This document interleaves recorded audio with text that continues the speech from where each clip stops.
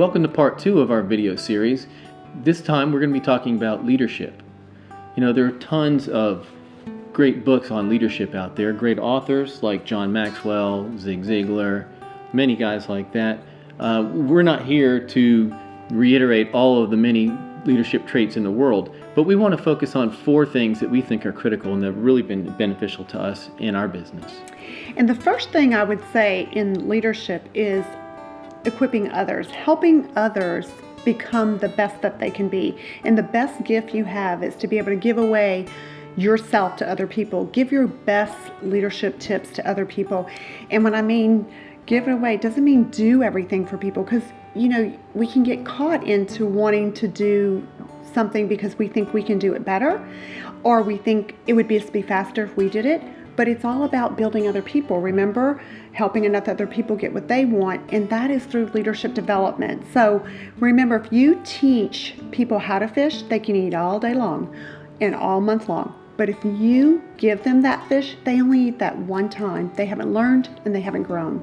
So you want to be able to do that. And number 2 in leadership is be passionate. My wife owns this. You spend 2 seconds with this girl, you will see passion. Well, if you love what you do and you love your product, you think it is important, you want to be passionate. You want to share that with the world. And, you know, it should be enthusiastic too and have excitement. So let me just give you an example. When you pick up the phone, if you are a person who's not naturally passionate or is not naturally smiling, you know, for me, I think I smile in my sleep. It's just something I naturally do. And but I would say take a mirror before you make a phone call. Put a big smiley face on it and lipstick. If you're a woman, men, I don't know what you would use, shaving cream. And try this exercise. The first time, don't have a mirror and don't smile. So you would say, hello, this is Maria. Now listen to the change. Hello, this is Maria. It changes that inflection from the muscle. So your passion starts coming through and people respond to that. Very good, very good. So our third point in leadership is to be an effective communicator. Now, that does not mean talking more. I'm not necessarily looking at you when I say that, but not talking more. Listen first, then speak. You need to understand what that other person is thinking, where they're coming from, and you'll not learn that by talking. So listen. Listening is actually underrated in my book.